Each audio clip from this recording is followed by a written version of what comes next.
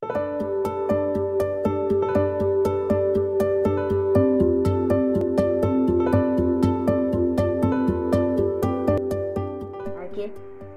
Oğlum, осы телефондан жалып кеттім. Қандай қызықты бір кітап оқып қалып.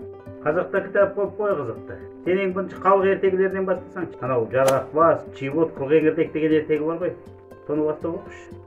Жарғақбас, Қылғеңгірдек, Чибот, аттары қандай қызық.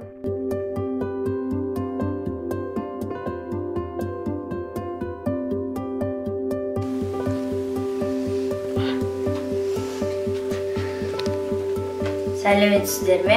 Менің есімім Шапағат. Жәнегі видеоны көрдіңіздер. Әкем айтқандай, Чибот, Қылғеңгірдек, Жарғақбас, сол үш дос туралы кітап оқы деді. Сосын мен оқып, жақсы көріп, сосын ойлап, мен сол туралы мультфильмді сіздерге арнайы көрсеткім келіп тұр.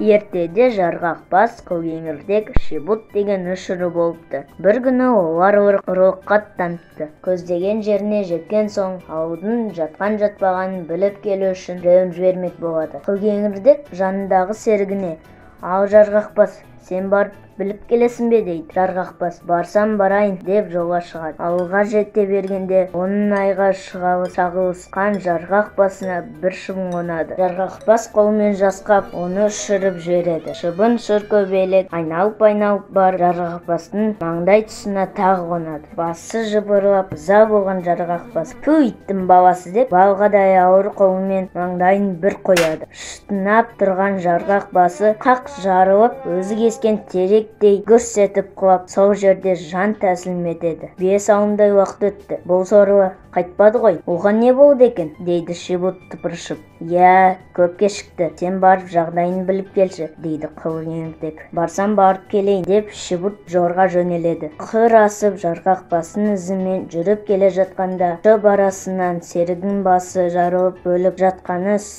үстінен түседі. Чибот шошып "Қап!" деп екі қолмен санын бір соққанда, шидей аяқтар шарт сынып, ол да сол жерде сеспей қатады. Қылғеңгірдек жеті арақшы жұлдызына қарап тұрып: "Міне, ет пісіргендей уақыт өтті. Екеуінің әлі хабар жоқ. Бұлар іс тындырып, жарытпас өзім барайыншы" дейді. Ол орнынан тұрып, серіктерінің соңына түседі. 40-дан асып із кесіп келе жатып, шөп арасынан екі серігін өліп жатқанын көреді. Қылғеңгірдек қатты шошып, "Ойбай!" деп бақырып қалғанда, қылдай кеңірдегі түйіліп, бырт етіп үзіліп, сол жерге гүрс етіп құлап түседі. Сөйтіп ұрлыққа аттанған үш бақыр мақсаттарына жете алмай, ауыл сыртына үш жерде өліп қалыпты. Ұрлық түбі қорлық деген осы болар.